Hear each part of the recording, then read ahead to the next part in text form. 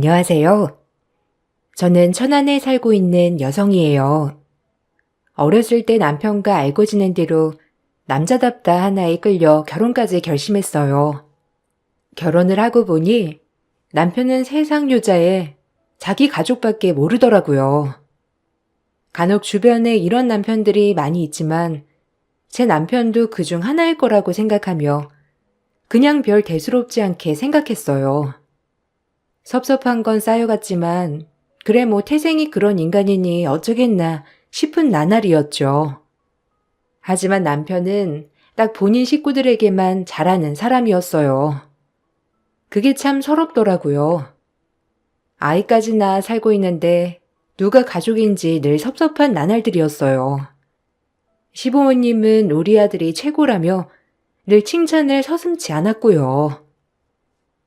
이번 주 엄마 생신인데 같이 내려갈 거지? 오랜만에 사이랑 손주 온다고 잔뜩 기대 많이 하고 계셔. 저번 명절에 찾아뵙고 통 못 찾아뵈었잖아. 거리도 멀어서 자주 갈 수 있는 것도 아니고 이번 주에 후딱 다녀오자. 엄마 생신 겸. 아, 이번 주 안 되는데? 내가 말 안 했나? 이번 주에 엄마 들기름 짜러 가야 한다고 해서 방앗간 모셔다 드리기로 했어. 그거 아가씨 아니면 아주버님이 가셔도 되잖아. 꼭 이번 주에 가야 해? 급한 거 아니잖아. 우리 엄마 생신은 이번 주인데. 그럼 나보고 어쩌냐. 형은 눈꽃 들 새 없이 바쁘고 하영인 집 밖에 모르는데 홀랑 그날도 데이트하러 나가겠지. 그건 아니지. 지금부터 말해놓으면 되잖아. 자기야, 진짜 우리 집 1년에 한 번 가나? 많으면 2번이다. 작년에도 못 챙겨드렸는데 이번엔 챙겨드리고 싶어서 그래. 우리 엄마 아빠 외동딸 나 하나밖에 없는데 나도 잘해드려야지. 너무해 정말. 아니 너는 시집으로 왔으면 시댁에 잘할 생각을 해야지. 무슨 너네 엄마 아빠야. 참, 너도 너다. 어쩜 그리 철이 없어. 섭섭하다는 저에게 오히려 남편은 되려 뭐라고 하더라고요. 그 얘기를 듣고 있자니 더욱더 어이가 없었어요. 남편이 이런 적이 한두 번이 아니었지만 이렇게 항상 본인 식구들만 챙길 때 너무 서운하더라고요. 그러면서 본인 가족들한테는 잘하길 바라고 말이죠. 말해봐야 어차피 싸움이 많이 될 걸 알기에 꾹꾹 참는 나날들이 이어졌어요. 결국 그날 친정엔 저와 딸아이만 같이 가야 했죠. 친정엄마는 바쁜 사이 못 오냐고, 그렇게 바빠서 어떻게 하냐고 안타까워 하시더라고요. 속상했습니다.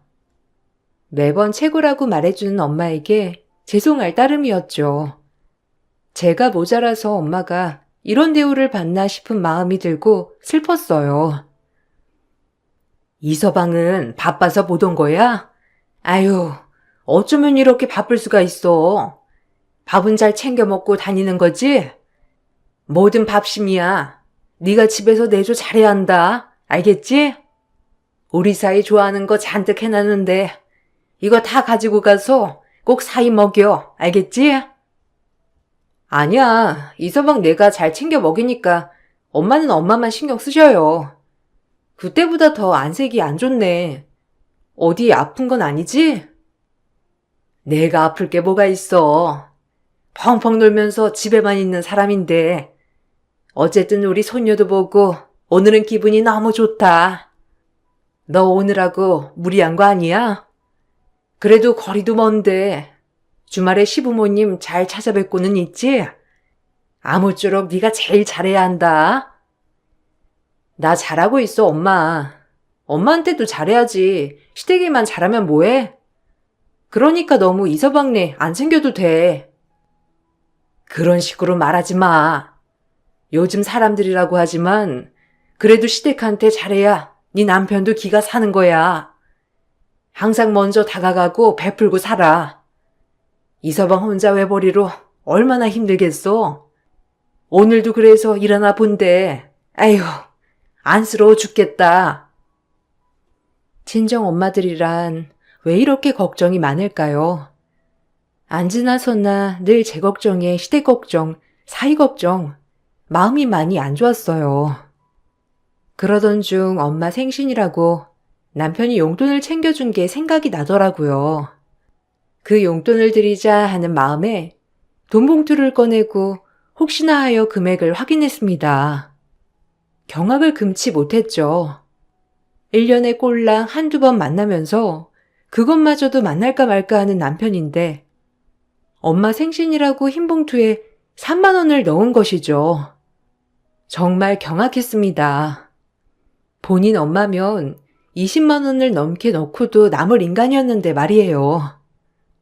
그 모습에 얼른 제가 가지고 있던 현금을 추가로 넣어 엄마에게 20만 원 맞춰드렸어요. 그 돈을 맞춰드리면서도 한편으로 어이도 없고 진짜 인간을 어떻게 해야 되나 싶을 정도로 믿더라고요. 저걸 남편이라고 내가 그동안 밥 차려주고 모시고 살았나 하는 생각에 너무 섭섭함이 밀려왔어요. 아무것도 모르는 엄마는 웃으시더라고요. 아유, 이게 뭐야? 이런 거 안 줘도 되는데. 너희도 빠듯하면서 뭘 이런 걸 챙겼어? 참, 아유, 이 서방 고생하는 돈인데. 됐어, 엄마. 넣어도. 매번 드리지도 못하는데 뭘. 항상 건강 챙기셔요. 엄마 자주 오고 싶은데 나도 사는 게 사는 거라. 매번 오지도 못하네. 미안해. 단번에 더 자주 찾아뵐게요. 힘든데 이런 거 자주 하지 말고 엄마도 좀 쉬고 사 먹고 그래. 아유, 뭘 이렇게 많이 넣었어. 참, 너희 사는 거 뻔한데 고마워. 잘 쓸게. 우리 이서방한테도 잘 쓴다고 꼭 전해줘. 알겠어. 엄마도 먹고 싶은 거 있으면 주저 말고 사드시고 친구들이랑 어디 갈 데 있으면 나한테 얘기하고 돈 필요하면 꼭 얘기해. 알겠지? 매번 집에만 있는 것 같아서 속상해. 저렇게 부업 같은 것도 하지 말고 손 마디마디 아프다면서. 아휴. 부업은 무슨. 앉아서 놀면 뭐하냐. TV 보면서 심심하지 않게 하나하나 하는 거지. 난 괜찮아. 그러니까 너나 걱정해. 엄마가 좋아하는 모습을 보니 참 좋더라고요. 그렇게 남편한테 어이없는 마음을 안고 친정에서 밥을 먹고 딸이랑 나왔어요.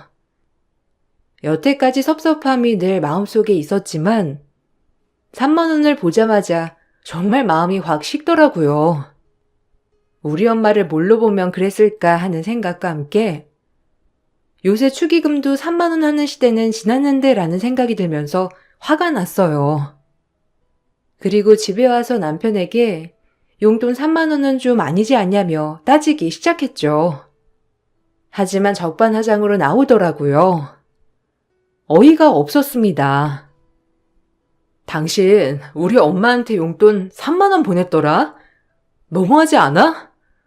어머님 생신 때면 철철이 고기에 용돈 두둑히 챙겨 보내면서 어떻게 우리 엄마한텐 꼴랑 3만 원을 할 수가 있어? 나 진짜 당신한테 크게 실망한 거 알아? 아무리 무시해도 그렇지. 아니, 형편 되는 것만큼 하는 거지. 솔직히 막말로 장모님이 뭐 해주신 거나 있냐? 우리 집에? 없잖아. 그리고 이번 달엔 돈 나갈 게 많았어. 너도 그럼 일을 하던가. 참나. 꼭 너는 말도 안 되는 걸로 핀잔 주더라. 그럴 거면 집에나 한 번 더 신경 써. 뭐? 일하라고? 내가 누구 때문에 경력 단절됐는데 어떻게 말을 그런 식으로 하니, 당신은? 참, 진짜 원래도 그렇지만 새삼 남 같아 정말. 내가 왜 이러고 사는지 이해가 안 돼. 당신도 그렇지? 내가 왜 이러고 살아야 돼? 대체, 말을 해봐. 그러니까 그냥 내가 뭐 한다고 하면 딱딱 들으라고. 그럼 이런 말 안 들어도 되잖아. 피곤하다. 그만 말하자. 당신 같은 남자 진짜 요즘에 없을 거야. 어쩜 그렇게 가부장적이고 지네 식구만 아는지. 아휴, 내가 등신이지 내가. 남편은 저에게 오히려 상처를 주며 말하더라고요. 본인이 경제권을 쥐고 있으니 저에게 그럼 나가서 돈을 벌으란 식으로 말이에요. 서러웠죠. 내가 누구 때문에 이러고 살고 있는데 하는 생각과 작은 일이라도 천천히 알아봐야겠다는 다짐이 가득 찬 하루였어요. 그러던 중 시누이가 결혼을 한다며 사이될 사람을 인사시켰고 그 후에 남편은 자기 동생이 시집을 간다고 하니 집이라도 팔 기세로 모든 걸 다 해주려고 하더라고요. 우리 형편도 뻔한지라 그렇게 무턱대고 입만 떠벌리는 남편이 참 보기 싫었어요. 뭐든지 상의도 안 하고 저렇게 독단적으로 결정하는 남편이 진짜 꼴보기가 싫더라고요. 시댁 식구들이 다 있는 자리라 애써 참았어요. 그리고 엄마 생신 때 선물 3만 원을 한 남편이 생각나 참을 수가 없었어요. 정말 인간이 왜 저러나 싶은 마음이 굴뚝 같았죠. 하나뿐인 여동생 시집 가는데 오빠가 뭐 해줄까? 어? 말만 해라. 참, 우리 막둥이가 언제 이렇게 커서 시집을 간다고. 그러기나 말이다. 아유, 저거 시집 간다고 하니까 속이 후련하면서도 착잡하기도 하고 이제 다 시집 장가 보냈으니 후련해. 아가씨 축하해요. 너무 잘 어울린다. 어머님 그래도 섭섭하시죠? 막내따님 시집 간다고 하니까 적적하실 거 아니에요. 뭐 그렇지. 근데 일단 너넨 뭐 해줄 거냐? 우리 하영이 시집 가는데 입 닫고 있을 건 아니지? 뭐 해줄 거야? 말 좀 해봐라. 하영이가 원하는 거 해줘야지. 야, 하영아, 뭐 해줄까? 뭐 갖고 싶은 거 있어? 오빠가 한턱 크게 쏜다. 나 그럼 냉장고랑 김치 냉장고 세트로 사주면 안 돼? 이거 새언니한테 허락 받아야 하나? 언니 어때요? 네? 아니 뭐 이거 오빠랑 집에 가서 상의 좀 해볼게요. 아무래도 저희도 매달 들어오는 돈이나 지출이 정해져 있다 보니까. 뭘 상의를 해? 그래, 오빠가 통 크게 하나 해줄게. 당신은 무슨 상의를 한다고? 야, 오빠만 믿어라. 오빠가 괜히 오빠냐? 그러게 아주 너 오빠 하나 잘 뒀다. 넌 우리 하영이 선물 사주기 싫어서 그러는 거니? 참나. 우리 아들 고생해서 버는 돈인데 아주 지 돈처럼 얘기하네. 하여간 참나 꼭 말을 해도 지같이 한다니까. 안 그러니? 에휴, 넌 빠져라. 그래도 그게 아니죠. 아무리 서방님이 고생하셔서 번 돈이지만 가정을 위해서 하는 게 맞는 거죠, 어머니. 제가 생각을 해본다고 하자 어머님은 노발대발 뭐라고 하셨고 남편도 생각 따윈 필요 없다며 그 자리에서 선물을 사주겠다고 했어요. 그나마 같은 며느리라고 형님은 그게 아니라며 일침을 놔주셨지만 소용없었죠. 오히려 형님도 핀잔을 들었어요. 형님은 핀잔을 들으면서도 표정에는 진짜 이건 아니라는 표정이 가득하더라고요. 절 안쓰럽게 보면서 말이에요. 너도 같은 며느리라 이거냐? 하여간 이 시선 가지지 않아서 그런지 어쩜 저렇게 협조적이지가 않아? 에휴. 그게 아니라 원래 가정이 더 중요하죠, 어머님. 가끔 서방님 보면 도를 넘을 때가 있는 것 같아 말씀드리는 거예요. 동서 생각도 좀 하셔야지. 아무래도 가정이 제일 중요한 거죠. 그 다음에 가족들이고. 안 그런가요? 전 그렇게 생각해요. 그래, 너 잘났다 아주. 며느리들이 어쩜 저렇게들 지네만 생각해. 에휴, 그네도 너 때문에 숨 막히겠다. 에휴. 그러게. 언니는 나 뭐 해줄 거예요? 작은 오빠는 냉장고 세트 해준다는데 큰 오빠는 뭐라도 해야 하는 거 아니에요? 그건 저희가 결정할게요, 아가씨. 필요한 걸로 사주되 금액은 적당한 걸로요. 뭐 사는 형편 다 거기서 거기잖아요. 아휴, 참나 무서워서 어디 사달라고 하겠냐? 어쩜 이렇게 지 동생 아니라고 선을 그어 선을 긋길? 에휴, 말세다 말세. 그나마 아주버님은 가정에 더 충실하신 분이어서 그런지 형님은 따로 아주버님에게 불만은 없는 것 같았어요. 그저 며느리로서 제 마음을 많이 헤아려 주시고 늘 제 편이 되어주려고 했었죠. 그나마 형님 때문에 시댁에선 마음이 좀 편하긴 했어요.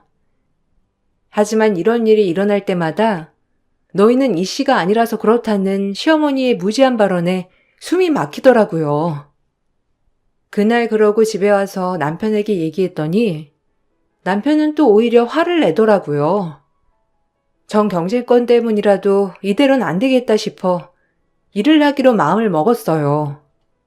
아이가 어렸지만 이대로 남편에게 무시만 당하고 살 수 없을 것 같았거든요. 제가 일을 하겠다고 하자 당황하더라고요. 항상 이런 식이지 늘. 혼자 결정하고 그래 자기 마음대로 해. 그냥 나도 이제 일할 거야. 내가 일하고 내가 벌어 내가 써야지. 이대로 당신 집안이랑 당신한테 무시당하고는 못 살겠어. 알아? 아가씨 선물 사주는 것도 그래 내가 여유가 되면 누가 말려. 안 그래?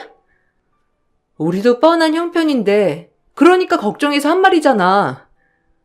거기서 꼭 그렇게 얘기를 해야 돼? 당신한테 나는 뭐야 도대체?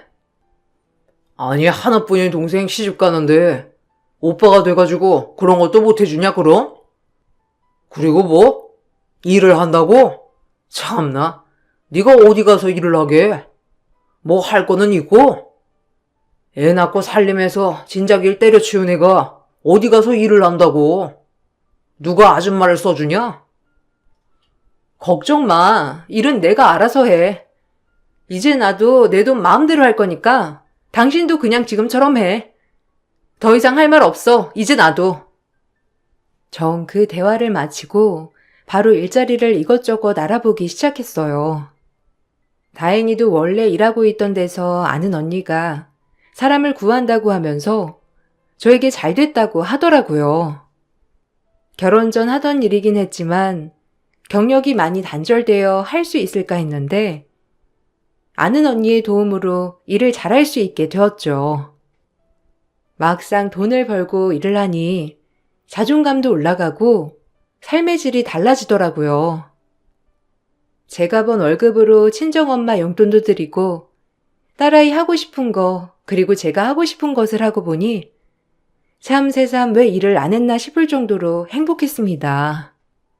그리고 전 일을 하고 나서부터 적금을 붓기 시작했어요. 늘 남편 외벌이로 살림살이가 빠듯했었는데 같이 벌고 나니 여유가 되어 제 돈을 조금씩 모아 적금을 붓기 시작한 거죠.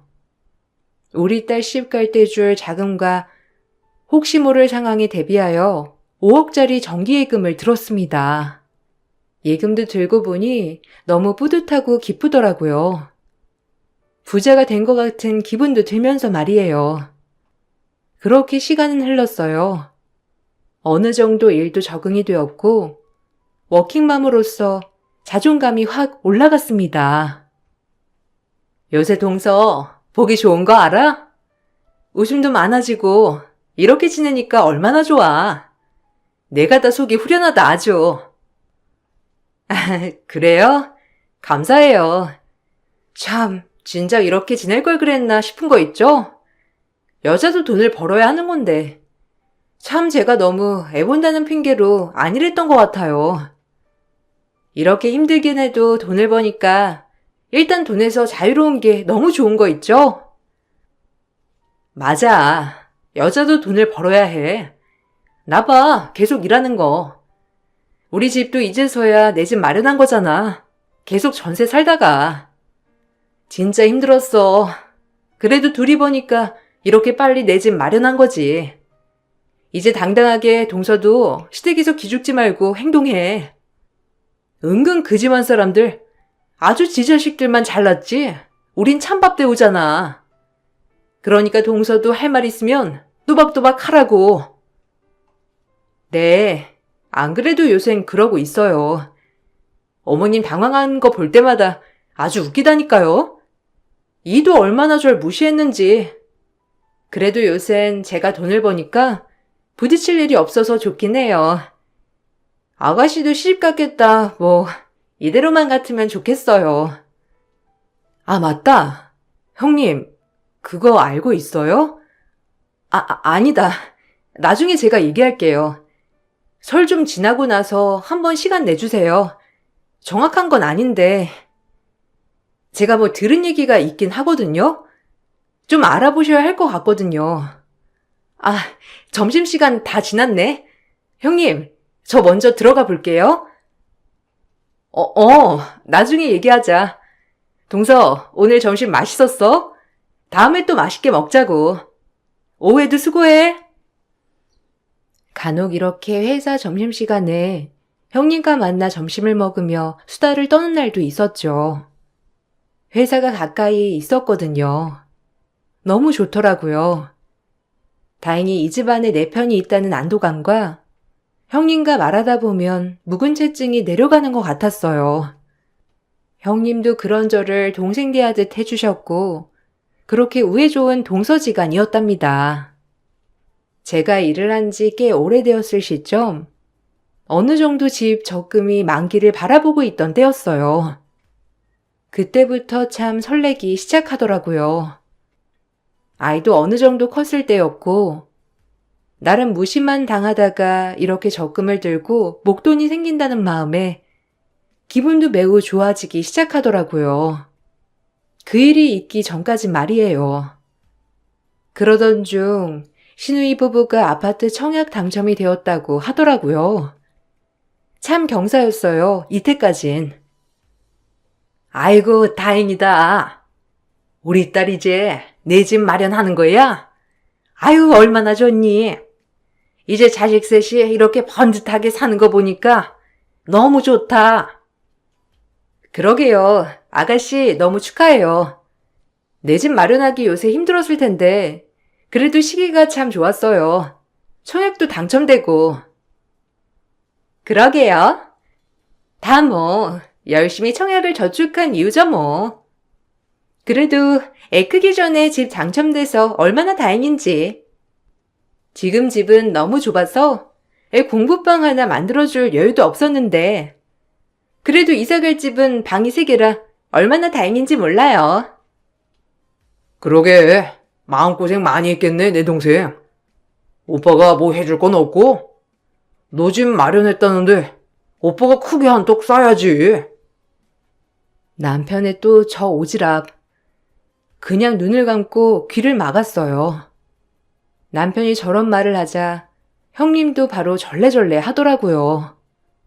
그 모습을 아주버님은 보시면서 찔려 하시는 느낌이 들었고요. 도대체 장남도 아닌 사람이 왜 저렇게까지 하는지 이해가 가지 않았습니다. 나중에 얘기할게. 오빠 아무쪼록 고마워. 난 오빠들은 진짜 잘 뒀다니까. 너무 든든해 아주. 그러게요. 무슨 오빠 없는 사람은 서러워서 살겠나요? 부럽네요 아가씨. 저도 이럴 땐 외동이 아니고 싶다니깐요. 그러게 아가씨 부럽네요. 그래도 너무 축하드려요. 내 집 마련 쉬운 게 아닌데 우리 아가씨 해내셨네요. 너 작은 애 말투가 그게 뭐니? 또 작은 애가 뭐 해준다고 하니까 그러는 거야? 아휴, 그만 눈치 줘라, 응? 어머님, 이이가 제 눈치 보지도 않아요. 걱정 마세요. 이번엔 뭘 해줄까? 뭐 그 생각하고 있었어요. 얼마나 부러워요. 그래서 부러워서 한 말이니까 그냥 신경 쓰지 마세요. 오빠가 없어서 조금 안타까울 뿐이죠 뭐. 안 그런가요? 그렇게 말을 하고 남편이 뭘 해줄까 좀 신경은 쓰였지만 본인 돈으로 알아서 해주는 거니 신경 쓰지 않으려 했어요. 매번 과하게 가족 챙기는 모습이 속상하긴 했지만요. 그렇게 한동안 잠잠하더라고요. 그러던 중 설날이 다가왔어요. 명절이라 시댁에 가서 형님과 함께 음식을 도란도란 하고 있을 때였어요. 시댁에서 명절을 지내고 온 신우가 불이 나게 집으로 오더라고요. 그러더니 신이 나서 본인 오빠들과 딱 붙어 작당 모의를 하듯 얘기를 하더라고요. 형님과 전 또 저 삼남매가 무슨 작당을 하나 하면서 조금 긴장을 한 상태였어요. 그러더니 남편이 황당한 소리를 하기 시작하더라고요. 오빠가 그 정도도 못 해주겠냐? 하나밖에 없는 동생인데. 그냥 너 잘 살면 그거면 된 거야. 안 그래, 형? 우리 막둥이인데. 아, 당연하지. 우리 막둥이가 잘 되는 일이라는데 충분히 도와줄 수 있는 문제지. 그니까 더는 걱정하지 마. 알겠지? 정말이야? 오빠들 너무 고마워. 아니, 나 진짜 집 해놓고 돈이 너무 걱정이었거든. 당장 중도금부터 내야 하는 거니까. 순간 삼남매의 말에 기가 쫑긋 세워지더라고요. 설마 저 아파트 들어가는데 돈을 해준다는 말인가 싶기도 하고, 지금 중도금 어쩌고 하는 것이 딱 사이즈가 돈 얘기 같았어요. 너무 당황스러웠고, 일단 놀란 마음에 그 이야기를 중단시켰죠. 중도금이라뇨?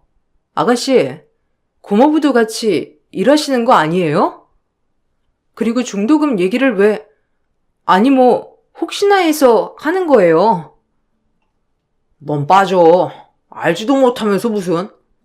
하영아, 오빠가 다 해결해 줄 테니까 너는 그냥 걱정하지 말래도.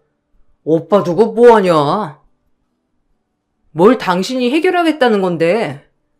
지금 중도금 설마 해주겠다는 건 아니지? 아니, 아닐 거라고 믿어. 우리한테 그런 돈이 어딨어? 없긴 왜 없어? 그리고 형제가 이렇게 어렵다는데 도와줄 수 있는 거지. 뭘 이런 걸 가지고 알고알고야? 그러게나 말이다. 참나.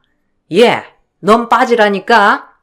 어디 이씨 집안 얘기하는데 며느리가 나서길. 기가 막혀. 어머님이나 가만 계세요. 당신 뭐라고 했어? 중도금 해준다는 거야, 지금? 그 돈이 얼마인지는 알아? 물건이랑 다르다고. 이게 어디서 엄마한테 가만 계시라 말아요?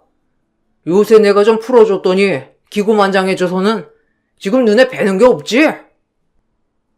이 말을 끝으로 제 머리채를 한 움큼 잡더라고요. 너무 순식간에 일어난 일이라 당황스러웠고, 남편이 늘 툭툭거리고 차갑긴 해도 폭력은 절대 쓰지 않던 사람인데 이렇게 머리채를 잡은 게 너무 충격이었어요. 그리고 남편은 그 행동 뒤로 더 기가 막힌 소리를 하더라고요. 그 말을 듣는 순간 남편과는 이제 더 이상 못 살겠다 싶으면서 이혼을 결심하게 되었죠. 적금 통장 어딨어? 당장 안 내놔? 이 돈으로 하영이 중도금 해줄 거니까 내 말 들어, 알겠어? 내 말이 법인 줄 알아야지. 이게 어디서 시댁에서 큰 소리를 내? 우리 엄마한테 함부로 말하는 거 못 참아. 그리고 적금 통장 내놔. 이제 만기 됐잖아. 이거 안 나? 이게 미쳤나? 어디서 머리채를 잡고 난리야. 그래, 네 밑바닥이고 이게 네 본성이지? 뭐, 적금 통장? 내가 미쳤니? 개고생하면서 모은 돈, 저 기집애한테 홀랑 들어가는 꼴을 보게? 너랑 끝이야, 이제. 알겠어? 그리고 괜히 잘 살고 있는 아주버님 부추기지 마. 너 혼자 저 기집애 도와주려고 하니까 찔리디?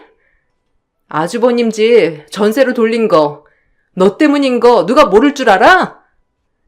내가 이거 모를 줄 알았지? 너네 하는 얘기 다 들었어. 알아? 형님한테 얘기해야지 하면서 오늘 이렇게 얘기하게 됐네.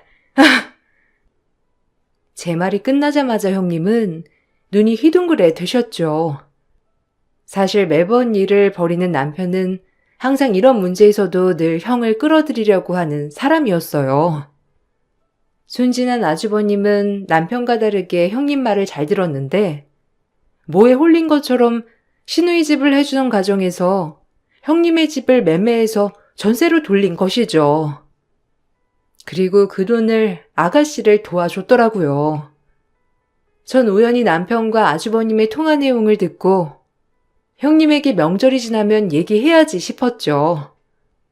하지만 이제 형님도 알아야 할 것 같아 이렇게 폭로를 하게 된 것이었어요.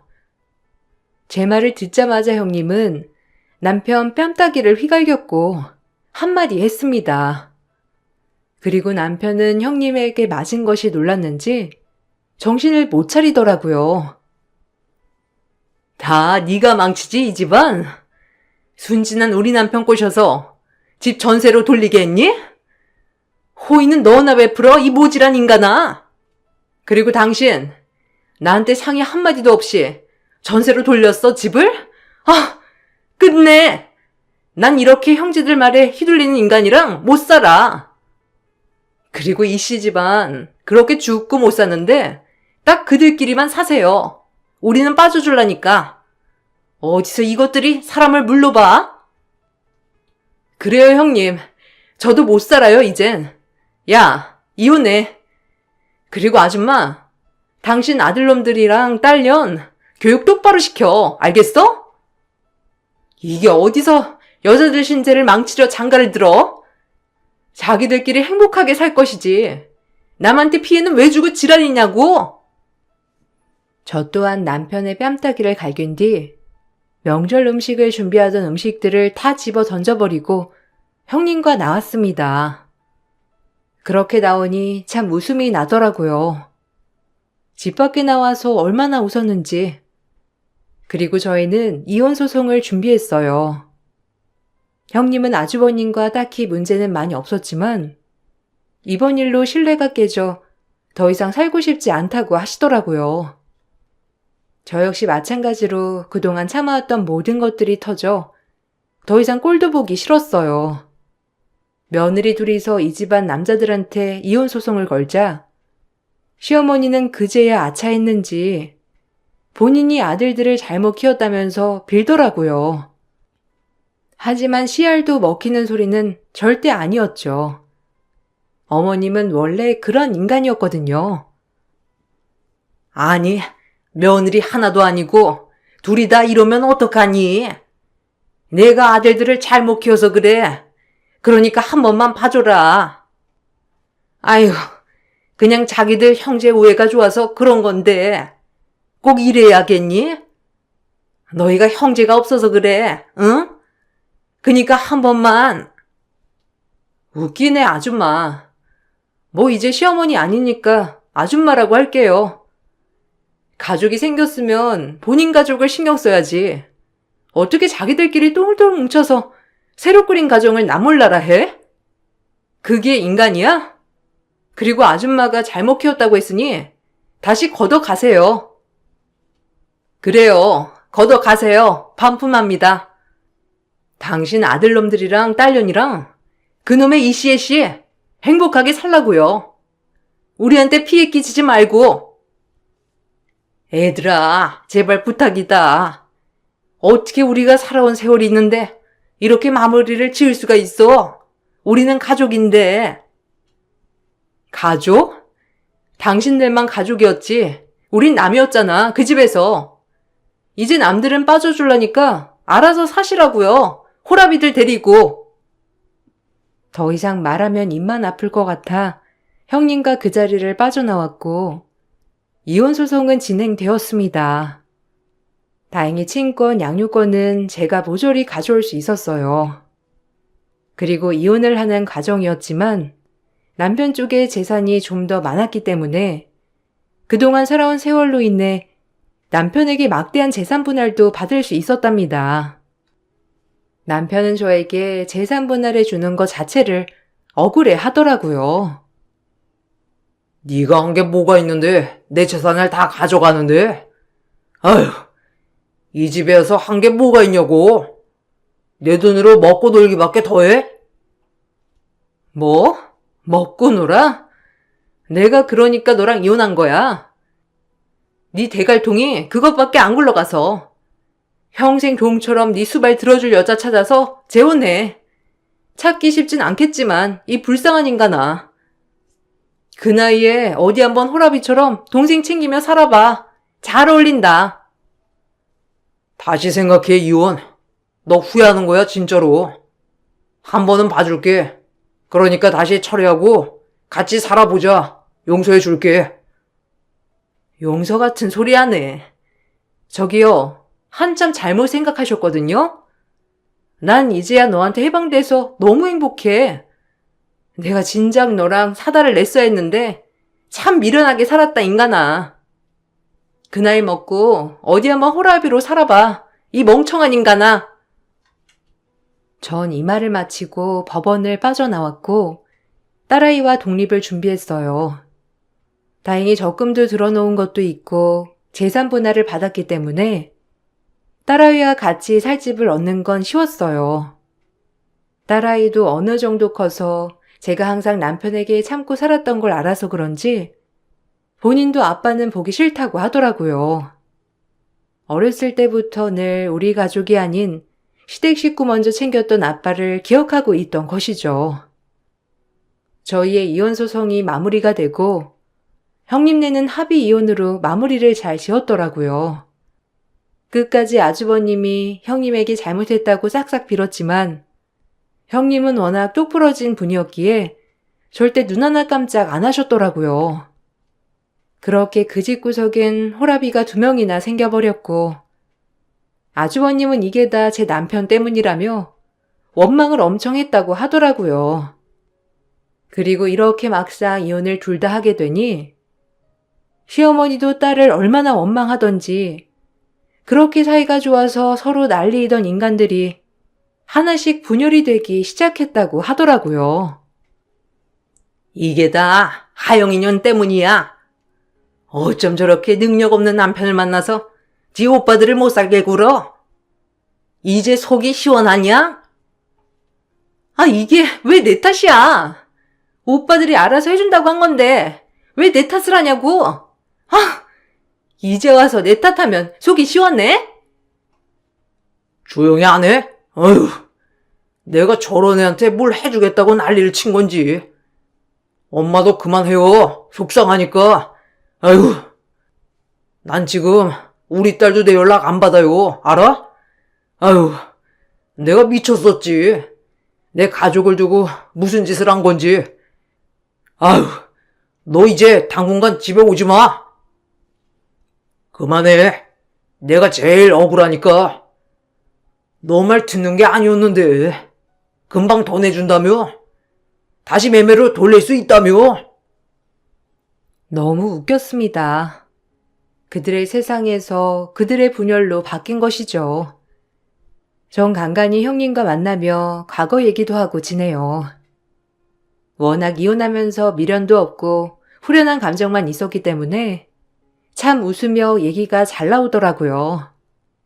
오히려 제가 이혼을 하니 사람들도 너무 밝아졌다며 무슨 일이냐고 되묻는 사람들도 생겼답니다. 어리석었던 과거는 청산하고 지금은 아주 행복하게 살고 있어요. 행복하게 살다 보니 웃을 일도 많고 참 세상이 아름다워 보이더라고요. 그리고 딸아이도 나이에 비해 많이 성숙한 탓인지 엄마를 많이 생각하며 지내려고 하고요. 남편을 만난 건 후회하지 않아요. 덕분에 이렇게 예쁜 딸아이가 생겼으니까요. 그리고 이렇게 앞날이 휘황찬란하려고 그동안 힘들었다고 생각하니 긍정적으로만 생각이 든답니다. 어떠한 상황에서 긍정적으로 생각하기가 쉽진 않겠지만 그래도 최대한 긍정의 힘을 가지고 살아가시길 바랄게요. 제 글은 여기서 마치겠습니다. 감사합니다.